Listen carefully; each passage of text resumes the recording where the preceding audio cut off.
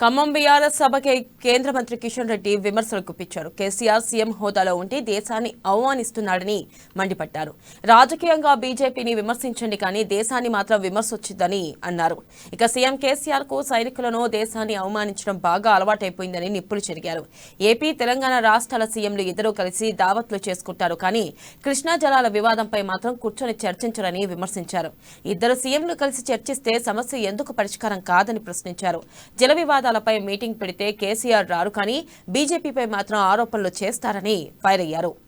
ఈరోజు దేశవ్యాప్తంగా అనేక మంది నాయకులను కొందరు ముఖ్యమంత్రులను పిలిచి ఖమ్మంలో బహిరంగ సభ పెట్టి ఆయన ఆహ్వానం మేరకు వచ్చినటువంటి నాయకులు గాని చేసినటువంటి ప్రసంగాలు కొండను తవ్వి తొండను పట్టినట్టుగా ఉంది. దేశం లక్ష్యాన్ని కోల్పోయిందట.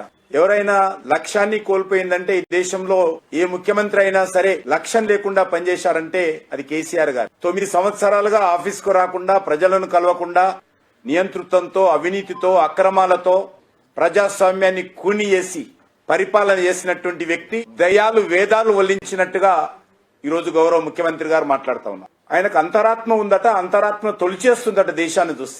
అది కల్వకుంట్ల కుటుంబం కోసమే అంతరాత్మ తప్ప బయట వాళ్ళకి ఆయనకు అంతరాత్మ లేదు. ఉదయం లేస్తే సాయంకాలం వరకు నా కొడుకు ఏ రకంగా ముఖ్యమంత్రి అవుతాడు, మళ్ళీ నా చేతులకెళ్ళి తెలంగాణ ప్రభుత్వం పోవద్దు, అధికారం చేజారకూడదు అని ఆలోచనే తప్ప ఆయన అంతరాత్మలో మరొకటి ఉండదు. 9 ఏళ్లుగా నేను ప్రజలకు మోసం చేస్తూ అయినా ఈరోజు అంతరాత్మ బాధపడుతుంది. దేశం ఆయనను పిలుస్తుందట. నువ్వు ముఖ్యమంత్రిగా పనికిరావు, ఢిల్లీకి రా అని దేశం పిలుస్తుందట. ఆయన అన్ని రకాలుగా make in India joke in India అయిందని. కేసీఆర్ గారు మీరు ఒక ముఖ్యమంత్రి, నేను మొన్న కూడా చెప్పాను, మీరు దేశాన్ని మాత్రం అవమానం చేయకండి.